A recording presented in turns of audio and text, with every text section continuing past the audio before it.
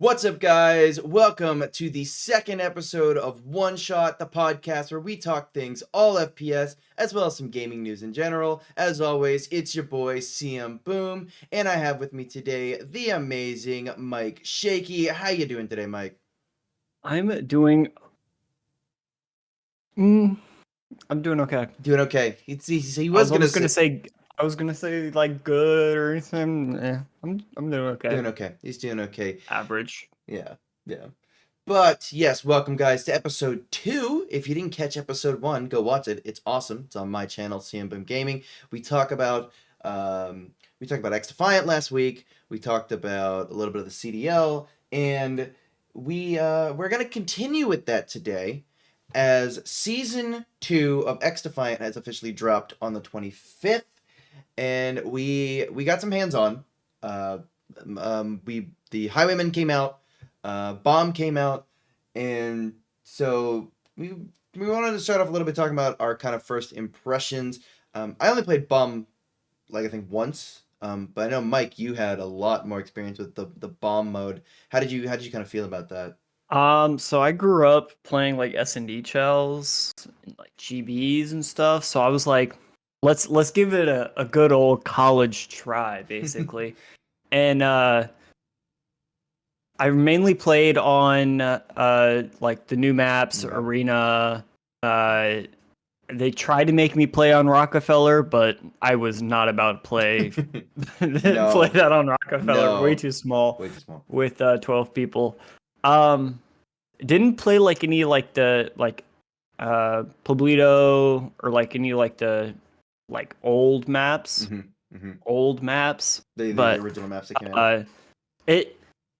It felt good in the sense of it ran how I expect a search and destroy bomb to run, but it's just like the once you die factors, there's like random like in the person's hand there'll be like gun glitches, visual like gun glitches. You don't have a reticle if they have a sight, or they don't have a reticle if they're using a sight. And then the defuse timer is probably my biggest gripe with it. Yeah, you were saying that. Instead of a time, it's a bubble that has just a timer kind of ticking through it. Down. Yeah. So you never know, like, how much 7.5 in COD. Right. Do I have time or not? Yeah. Yeah. And like, yeah, I only played once, I think, because I played the Waterfront playlist, which is the new map that came out, and it was like the first thing I played.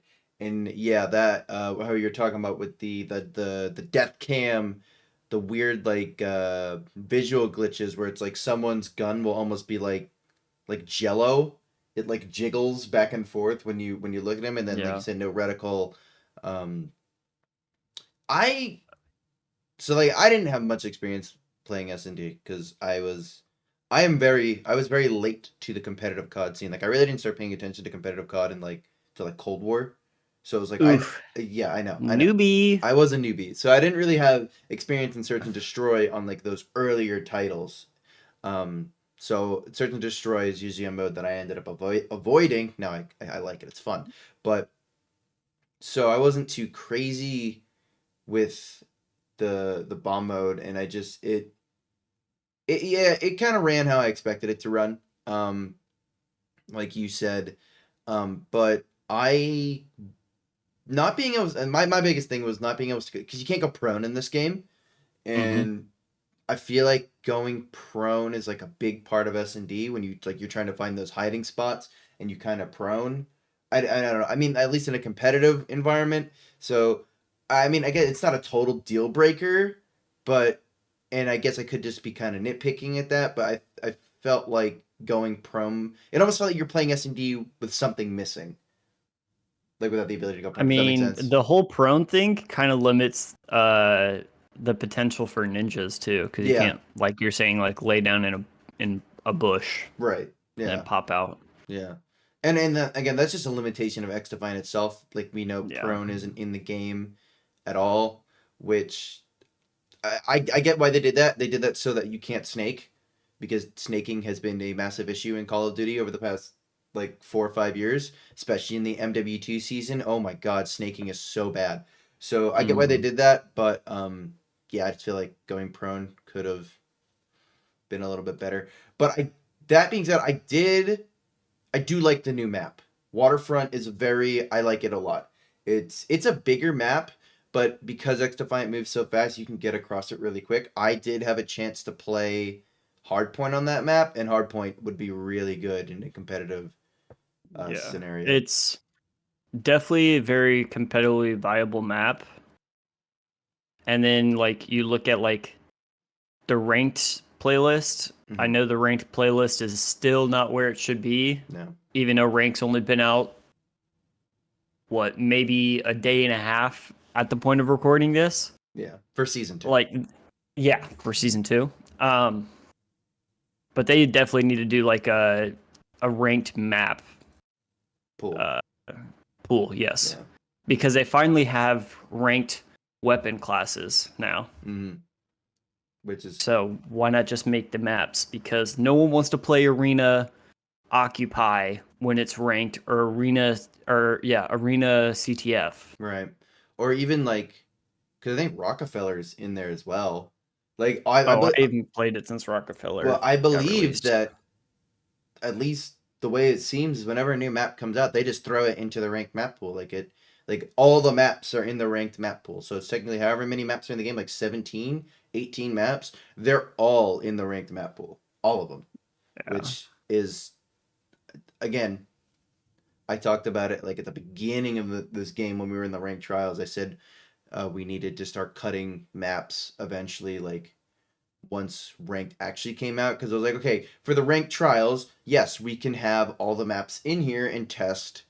It's a good like, oh, this is a Maps. good testing ground because we can see how Mhm. they play and how they're good. But and then like once ranked finally comes out, we need to make a map list, and they haven't done that. But continuing on with season 2, how'd you feel about the Highwaymen? The new faction. So I don't remember when I messaged you that I bought them because I did not get them like immediate on season 2's I think release. So I you probably only have like an hour an hour. playtime with them. I have a little bit I more. felt they were very underwhelming Yeah, I agree. overall. I agree. The grenade launcher is like good. It feels like an old timey noob tube basically, but the reload speed on it is god awful, and you Yeah. only have 2 rounds. And then I the turret, mm, uh, I expected it to be more of a sentry turret kill streak from like Call of Duty, mm, and it it's what's the word? I think it's more like it is kind of like a static turret that kind of like just shoots bursts at people.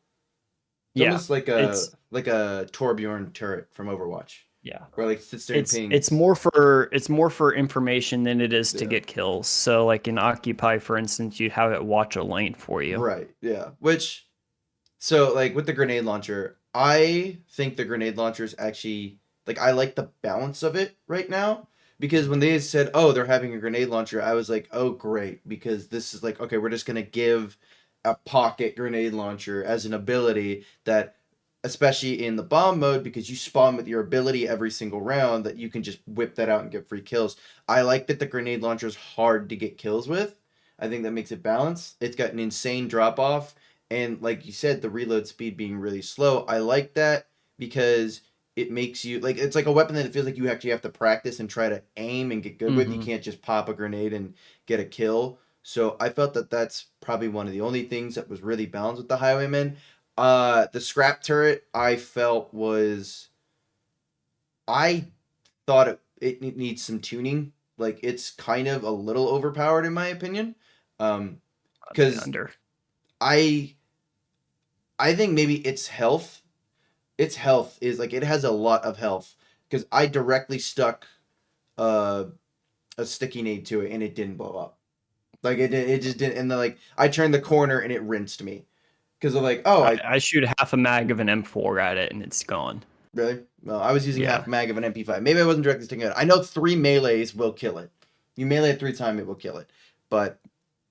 But yeah, other than that, I felt the highwaymen are very underwhelming. The revved passive specifically, I don't. Yeah, I don't like. I can't tell the no, difference I at all. really can't tell a difference. And you'll notice. Did you ever notice? Like, if you ever get it to max, like when you get your max amount of kills, you get like this. You get like this weird The border big around your blue screen. border. I Yeah. don't like that at all. Like, it's kind of obstructing. I think that's a very weird design choice that they went um, with. So I wasn't exactly a big fan of that. Um, and yeah, again, like you said, I can't really feel a difference with the reload speed and the fire rate. I know it's only like 7 to like 15, like it's like supposed to be like a 12% increase. I didn't feel Hmm. it at all because I was even testing with like, okay, I used to run like the fast mag on my MP5. I'm like, well, if I'm getting these reload speed buffs, let me run the extended mag because now it's like, oh, I'll get the reload speed and it'll be similar to like getting like a fast mag or a quick mag, and it really didn't feel that much different. I eventually Yeah. ended up just switching back to quick mag. So yeah, underwhelming, I would say, for the highwaymen, but I do like the grenade launcher, and I think maybe the scrap turret needs a little bit of tuning. But other than that, and the saw blade launcher is like really Yep. hard to I get was just kills. about to get there. Yep. Yeah, It's the you were telling me. I think it was what Thursday we played. yeah, Uh, that the saw blade literally you only can really use it in small yeah, points, and what I found works the best is small occupy points, and then you just spam all yeah, 6 blades into it yeah, and just have those things bounce around yeah, like crazy. yeah. Because when they are bouncing, you can get kills because it's like I would have sometimes I would shoot a couple and then like, oh, I'd get killed, but like they're still bouncing around. And I get saw blade kills, so it's like they're useful for that. But it's which I guess is good in a sense of like you have an ult that's good in a specific situation, so it makes like competitive play. It's like, okay, we're on this map. It's a hard point map.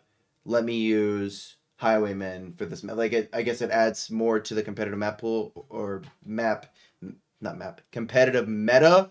I would say.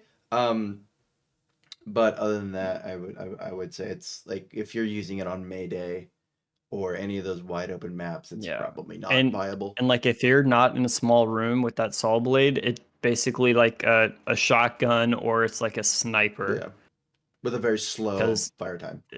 very slow fire times and yeah, it's obviously a one shot Yeah, kill. which again, not necessarily the worst thing in the world. It's more like this character is designed for specific uses. Like if you had a Hmm. P3 on um, Clubhouse, which is the upstairs master bedroom, you pop your alt, you could clear that out easy. Yeah. So I feel like highwaymen are basically were made to create chaos on the map yeah, because you can create chaos with that grenade launcher. You can not create chaos, but you can control chaos with the turret yeah, by having it watch different sight lines for hmm, you. And then that saw blade, you can really cause havoc. yeah. So not yeah, they're not like terrible, but maybe need a little bit of It tuning. That requires a different play. It yeah, requires a unique play play style, style. which again, I'm okay with that because if we're gonna do a hero shooter with abilities, that's what you want. You want Hmm. these guys to be for specific purposes, for specific maps and specific modes. It's like the GSK or I'm not even really say Phantoms because everybody uses Phantoms no matter what. But like GSK where it's like, oh, we're playing Occupy GSK, I'm gonna use my uh, ADS so I can block nades so hills don't get broken. Whereas then like on CTF, it's like I'm using GSK with Razor Wire to block lanes. So I like I will say I like that they are designing characters with like play styles in mind, but there needs to be some more balancing with Yeah. that. So overall first impressions, I think um I'm like that's kind of like yeah, it's like oh, it's just kind of cool. I don't know how. Yeah. It may grow on us, Yeah, and we may touch on it next week, yeah, but for now, it is not yeah. significant Not to us. significant, but and I think well, we've only had limited playtime. Like we've only had like a couple hours Yeah. with it. After after our streams on Tuesday, whenever if you guys are watching this on Monday, the stream will be tomorrow. Or if you're watching this after that, it will have been past Tuesday. You can just say Tuesday the 1st. Tuesday the Just 1st. keep it Yeah, easy. that's true. On Tuesday the 1st, when we do stream it, we will definitely get some more kind of the feel with it, and we'll have some, I think, stronger opinions. And then next week, like you said, we'll probably be able to make a more fair assessment after it's been out for a week. That's usually what I like to do anyway. So season 2 so far, it's okay. Bomb needs some work. Really wish they were adding it to the competitive map pool. Competitive modes list kind of stinks that they're not. They're gonna do the same thing with CTF where they're throwing it in, and then halfway through the season we'll get some competitive version of it. But they did add a new mastery camo, the pyroclastic. Yes, they did. I know it looks kind of cool. Animated camo, but the requirements are insane. Insane. So, because all the skins so far have just been, all right, get 50 to 100 levels, and here's a skin for you. Right. Now it's basically on par of what a platinum skin would be in, or not platinum, like Damascus or Dark Matter. Damascus, yeah, would be basically get every gun to max, right, and then So it's in this case every gun to 400. Yeah, Aches tweeted about that. So the level requirements. So the level requirements for the new pyroclastic is you have to get to level 400 on 4 ARs, 4 SMGs, 3 shotguns, 3 LMGs, 2 marksman rifles, 2 sniper rifles, and 5 secondaries. And then after you get to level 400 on all those weapons, you have to go back to every weapon and get it to level 500, which is a lot. That is. I mean, you can do it in either order. You could get the 500 and then do all the other ones, but that's a lot. It's still basically get every weapon to level 500 if you want pyroclastic across everything. I really wish they had gone the route of like a true mastery camo. It's like once you get level 400 on all these weapons, you just get it for every single weapon, like as a universal camo. I don't like that it's okay, get everything to 400 and then you have to go pick the weapon that you want. You have to unlock it individually for each singular weapon. I think it's more of a people are used to like gold, right, which would be like get the level 400, right, and then platinum, which would be the whole, like all the ARs gold, and then this would be the Damascus, Black Matter, whatever equivalent. Yeah. So there's a gap in what people are used to, because a lot of people playing Xdefiant are coming from Call of Duty. And I think that's I like and hate that the mastery camos are just a level requirement, because I like it because like, oh, you will eventually just earn these mastery camos by just playing the game, and a lot of people don't necessarily have like the skills to get like specific challenges done.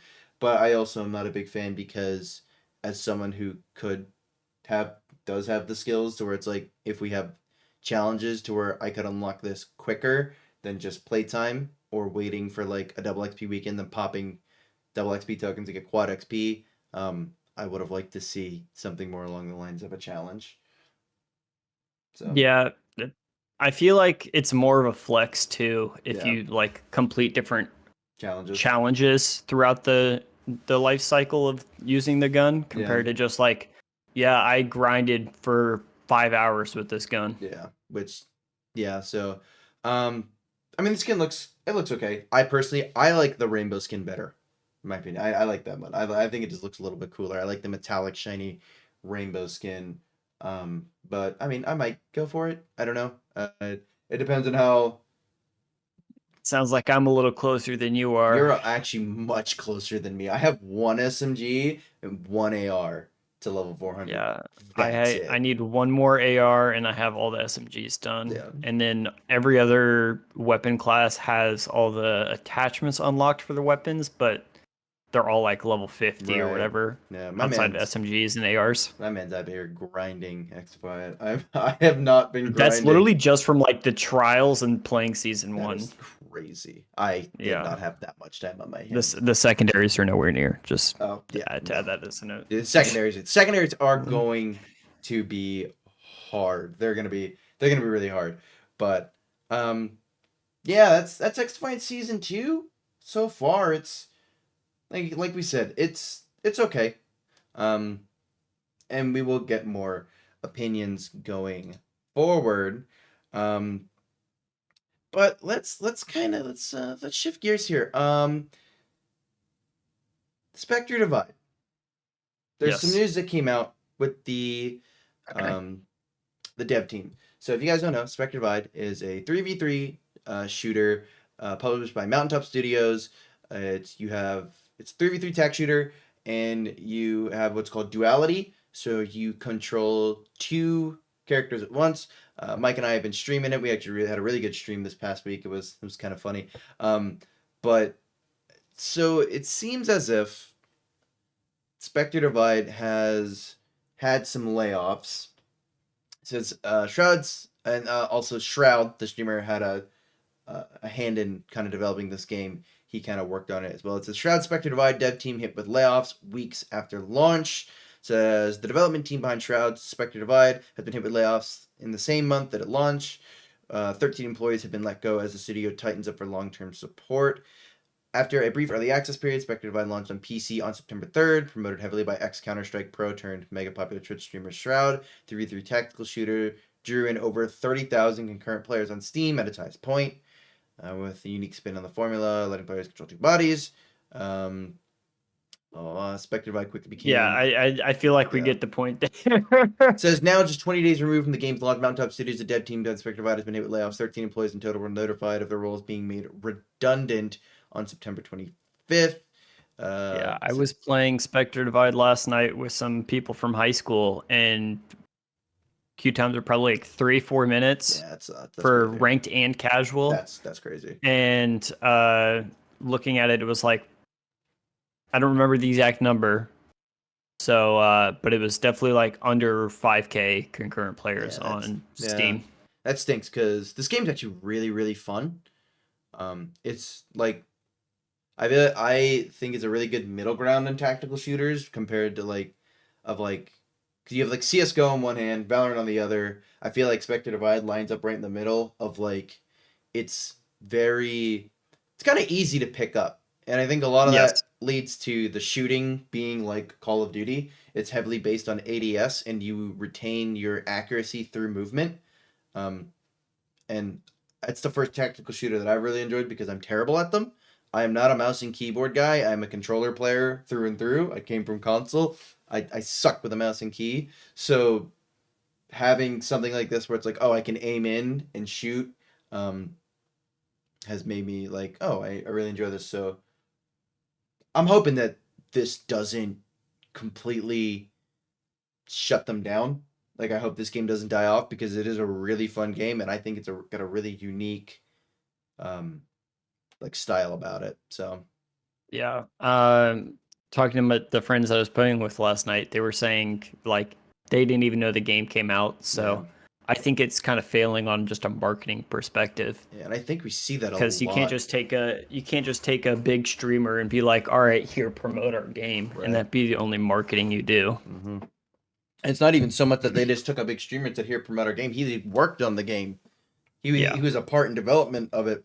I know he's been playing Deadlock though a lot. That's been kind of a crazy new thing, which we'll definitely talk about in future episodes. That I've seen some stuff in that game. That game's actually kind of nuts. But yeah, I mean, layoffs stink.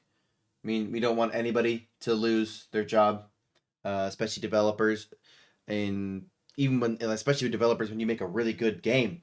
You know, you spend all that time kind of getting to build up your work and then finally show it off, and then you're cut from the studio. That does kind of stink. for these guys, but does be how the machine tends to work sometimes, and it's unfortunate. We do wish all those devs the best. I'm sure they will be able to find work down the line, but that's kind of what's happening with Spectre Divide. So stinks, but we're gonna continue to play it and enjoy it because, like I said, I love it. While it's still around. Yeah, while it's still around, while it's still here. Same with Xdefiant. Gonna play it while it's still here. So the big thing that happened this past week. Jumping over to CDL. We are jumping over rosters. to the CDL rosters, and possibly the biggest thing, not possibly, the biggest thing that happened was the announcement of the Los Angeles Thieves brand new roster, that being Scrap, Hydra, Envoy, and Ghosty. Good Lord. So it just went from a 4-team league to a 3-team league. Yep. And then I would arguably say that 100T probably has, on paper, what looks to be the best roster. I agree.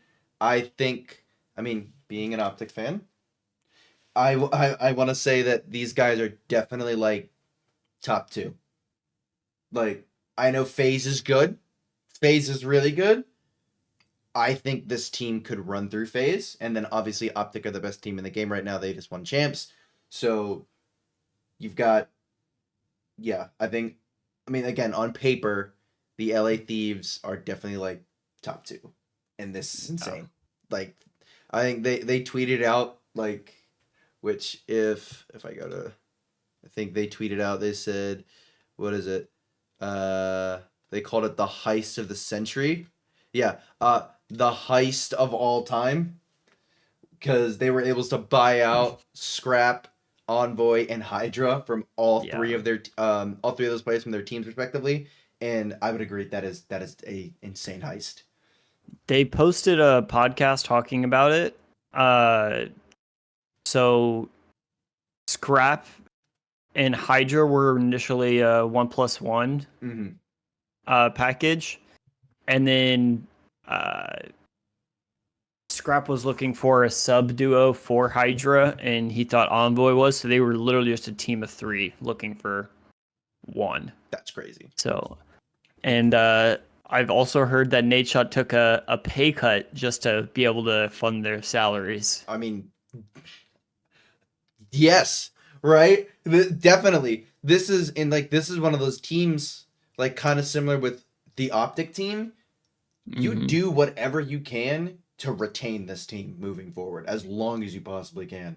And I think, like, that holds true definitely for the Optic team, because we saw that over the past week, it was supposed that the Optic players were asked to take pay cuts so that they could retain that COD team, and I'm sure that those guys probably didn't have that much of an issue doing that, because again, they just won champs. They can probably win it again, and they're making so much money under the green wall and the Optic brand that it probably is not going to impact them in the long run. So yeah. Well, CDL salaries got so inflated when it first, like, franchising became a thing. So from what I'm hearing, kind of across the board, all salaries not like drastically gone down, but they've been slowly going down because the market's finally settling. Yeah. That's what I've heard. It's like we're not coming to like the crash of salaries. It's like the reset where everything's like, it's coming down. Everybody's going to be getting a little bit more of like an even across the board salaries, so that nobody's getting like this insane amount of money, like Pred's buyout, which was $500,000. So, which was great. Or no, he didn't even get it bought out. His salary was, I think, $500,000 because Vancouver Surge now let him walk for free, which was stupid. But yeah, this is crazy. 3-team league. This is gonna be insane next year. This is gonna be really insane. So, I'm excited for that. So Hydra's former team, Cloud9, looking. It seems as if Cloud9's looking to target Sib, Attach, Kremp, and Nero. It looks like Cloud9 are looking to build around Sib, and they're going to bring in Attach, Kremp, and Nero.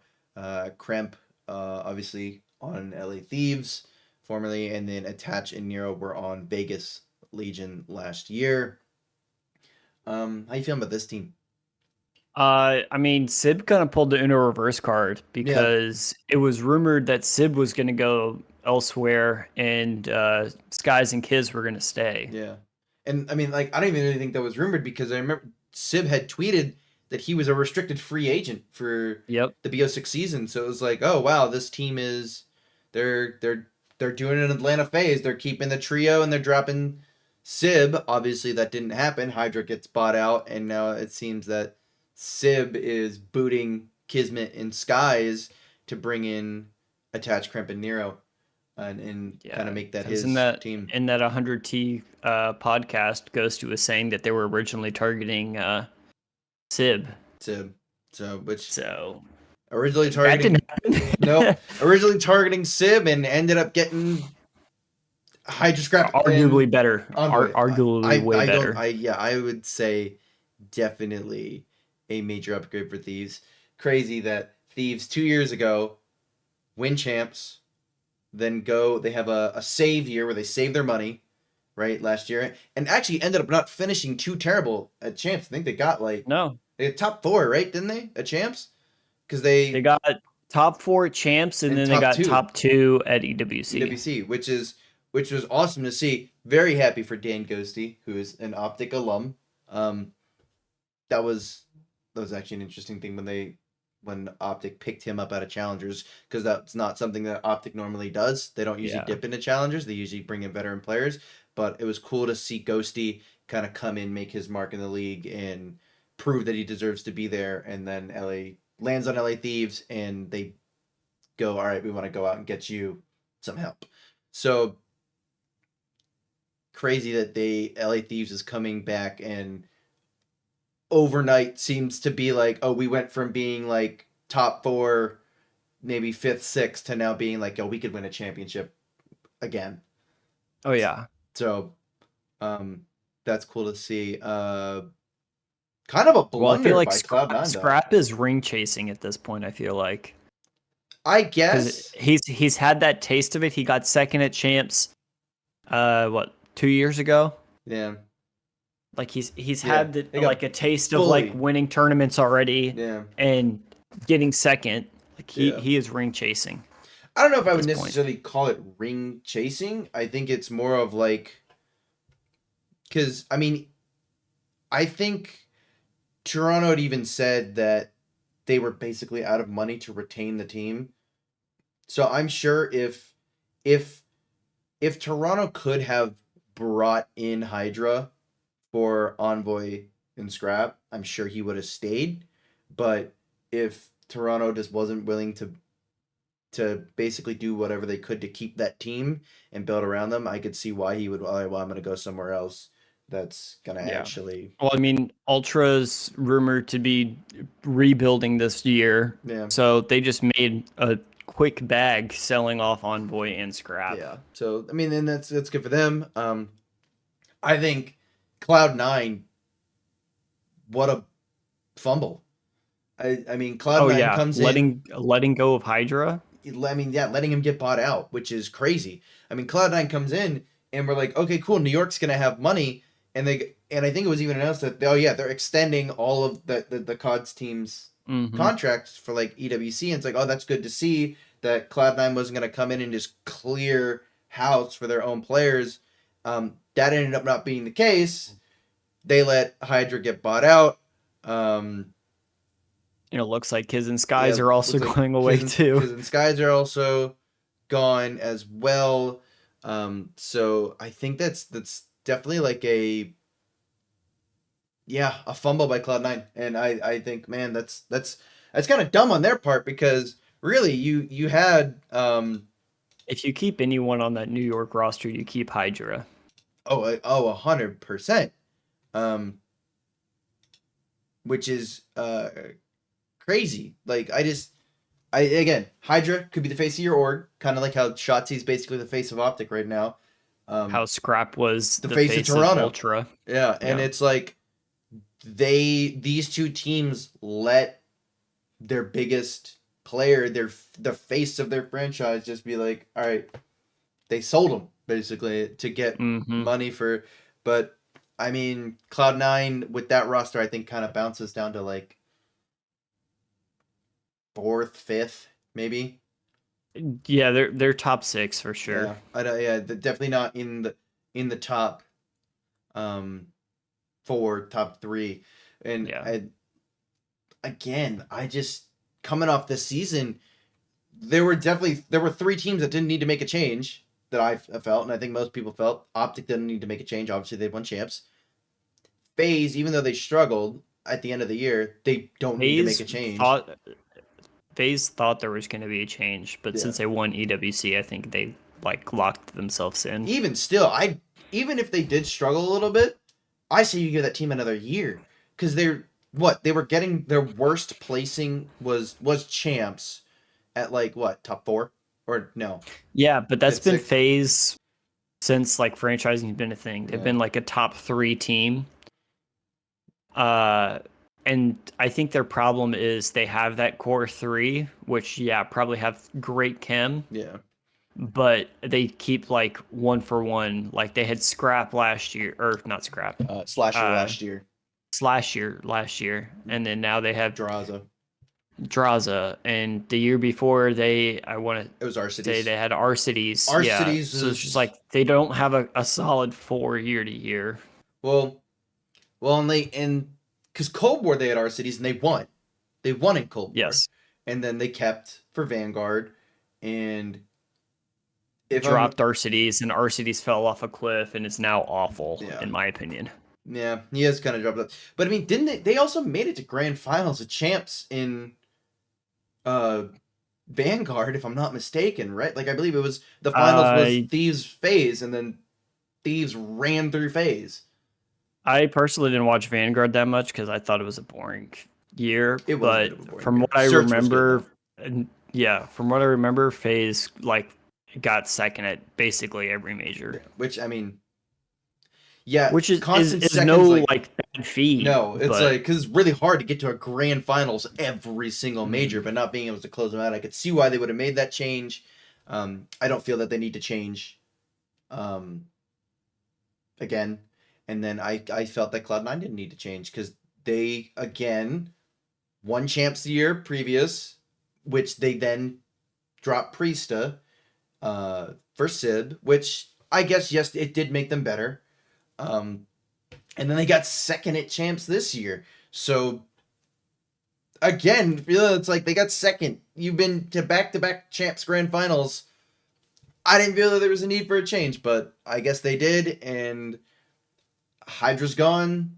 Skies and Kismet look to be heading to Gentlemates, to a seemingly team with Priesta and Linz. which I don't even know will happen Yeah, because because Gentlemates. I don't think Minnesota sells lens. Yeah, yeah, it's true. Because yeah, Linz is with Minnesota, or did he? Yeah, no, he was. Yeah, no, it was the LAG guys who went to play with, I think, Minnesota or something like that. Mm-hmm. Because LAG, as everybody knows, they're selling their spot. Well, they haven't been around. Their org hasn't been around for 2 years, and it looks like Gentlemates is going to be buying the spot for LAG, which I believe isn't Gentlemates a French org, or are they an EU org? I don't know. They're some country across the Yeah, pond, which overseas again, somewhere. Yes. nice to see another EU org coming in, because it's been for the last year it was all North America, but yeah, so Gentlemates is reportedly coming in to replace LAG, and I believe they have money as well, which good to see. I mean, I'd hope if they're coming into the league, Well, I mean, there's no buy-in, yes, buy-in, but but like they're having to buy the slot that's more than true. likely. That's true. But yeah, so LAG's gone, Gentlemates is in. I think we still no word on Carolina and Boston. There were rumors of their spots also being taken. If something's going to happen, it needs to happen within the next few months Sooner than sooner later, rather than yeah. later. Um, I don't know. While we're talking about the poverty orgs, I know this isn't on our docket today, but what do you think about possibly, since there's no buy-in now, CDL having relegations? oh, like relegating, like, oh, you're terrible, you're going to challengers, and we're bringing a challengers team up. Yeah, I mean, that would be interesting. Uh, it would make some spicy I drama. think I mean, I think the way that they could do that is just every major should be a pro-am. Kind of like how we did for EWC, where Mm-hmm. we have you have four challengers teams come up with the 12 CDL teams, pool play, elimination bracket. Because there were challengers teams that could 100% embarrass some CDL teams. Like Rocker got, I think, bounced by Gentlemates at EWC, or they got beat by a challengers team. Mm-hmm. So that would, I mean, that almost kind of ends up, I mean, you get your relegation there because it's like if Rocker goes and gets swept by this challengers team, they just go, okay, we're getting rid of our entire roster for the next stage, and we're picking up that entire challengers team. That ensures that we're always getting the best competition in the league because there are definitely some challengers players that are way better than people that are currently in the league. Yeah, Um, there's I don't want to say friendship league, but there's definitely some people that are taking the lowest salary just to like, to play in the league, yeah, just to play in the league. right? I think yeah we should do, and then that would go along the lines of formatting. Um, Nothing has been announced. Which has notably been Oh, trash it's since so bad. CDL's existence. It's so bad. Oh, I'm so tired of league matches. I'm so tired. I don't even watch league matches anymore. I specifically, I mean, I'll watch opening weekend just because, like, oh, sweet COD's back. And then I just wait for Major 1. I watch Major 1. I don't watch any other COD until Major 2, 3, 4, and then Champs. I just watch the Yeah. majors because those are what's most fun. Hopefully in the next year or so, we can get some changes to this formatting. The CDL is going in the right direction. Again, with getting rid of these buyouts, only having orgs coming in that actually have money to throw majors. But yeah, I like your relegation proposal. I like that. I think that'd be fun. Keeps everybody on their toes. As well. It would have gotten Paris Legion or Paris Legion, Vegas Oh Legion god. out a long Oh time my ago. god. They would have been gone. Carolina would have been gone this year. Carolina would have been gone after the first split. Um, oh, that Yeah, would have. It's just like, all right, next split. Gentlemates, Omit Brooklyn, they're coming in. Bye Carolina, bye Vegas Legion. Um, yeah, that would have been good. Other kind of team news. Toronto Ultra. Speaking of them, they were going to target Real from Heretics, and it looks like that deal has fallen through. It says sources: the deal for Toronto Ultra to sign Real has fallen through as they failed to reach an agreement with Heretics. The final offer from Ultra was apparently in the excess of 60,000. 60,000. I guess Heretics didn't want to take that, and Real is going to remain with Heretics. And Toronto's still looking for a player to replace Envoy and Scrappy. So there's that. Yeah, go ahead. There was nothing to add there. It's There's just yeah, pretty run of the mill. pretty run of the mill. Yeah. None of these guys. I believe there's also the Vancouver Surge. Hixie may no longer be available for Surge as Ultra are interested. And then again, this said if not Hixie, then Rail. Obviously, Rail, the deal fell through.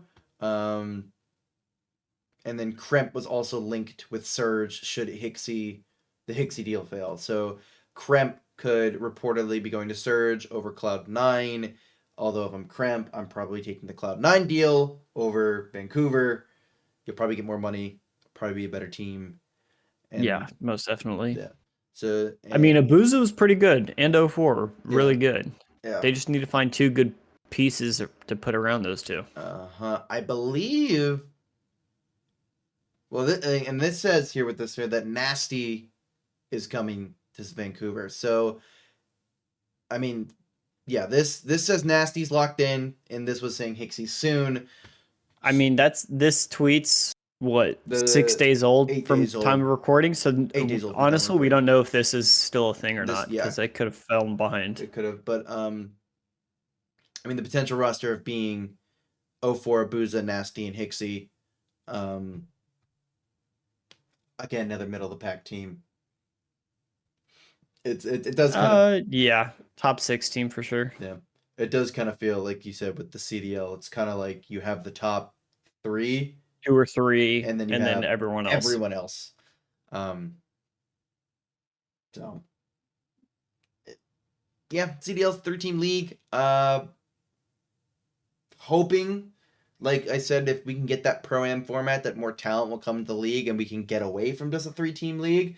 I mean, I'm not that upset if Optic is one of the top 3 teams, but for the spirit of competition and the spirit of fairness, it'd be nice to see a league where on any given Sunday, anybody can win. Yeah, anybody can win. You know, like football, they say it any Sunday, and any given Sunday, someone can come in and just beat someone. We're on week 4 of the NFL right now, and there's been some crazy upsets already. Dude, Saints destroying Dallas was crazy. All right, but this is FPS. Maybe we'll do a sports episode. Probably not. But yeah. So that's kind of the major things coming out of the CDL. Again, there hasn't been anything announced in terms of formatting, when we're launching, which I'm assuming is going to be like February. I mean, because obviously we're still waiting for the game to even come out. We're waiting on competitive maps and modes, but yeah. So I mean, well, you were saying last pod that ranked will be coming out with season 1, so I'm assuming the league will also start around that time.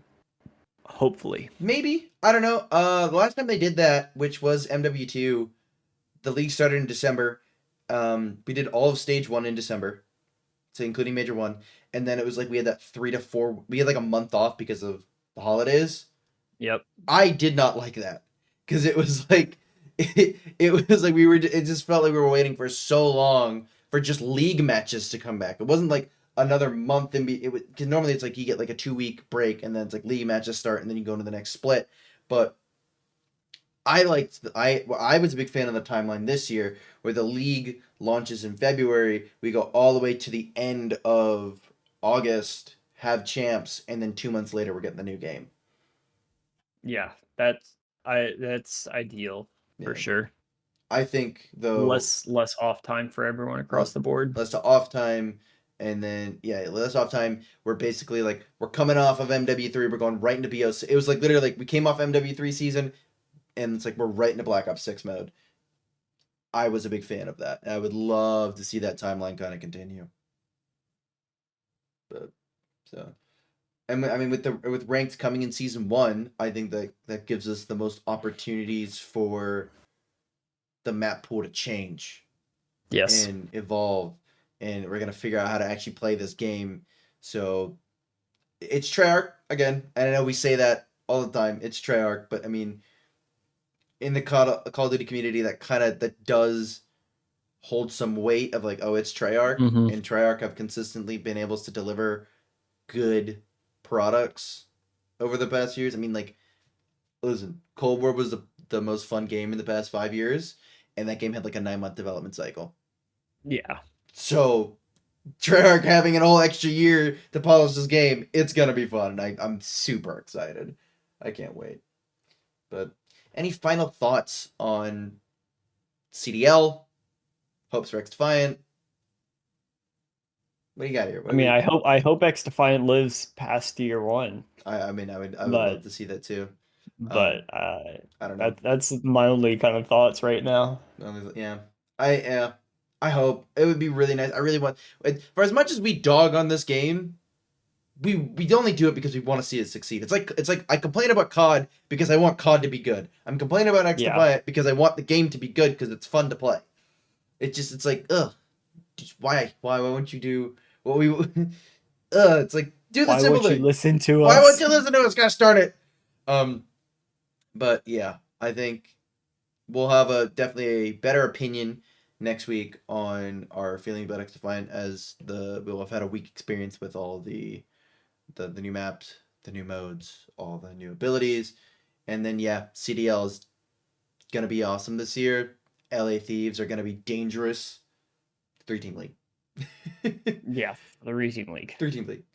But yeah, that is going to be it for episode 2 of One Shot. You can catch me on Twitch on Tuesdays at 6 p.m. EST, 6 to 9, and you can also catch Mike on Twitch on Tuesdays and Fridays from either 6:30 to 9 o'clock, or 6 to 6:30. Yeah, you're right. Yes. You're right. 6:30 to 9 p.m.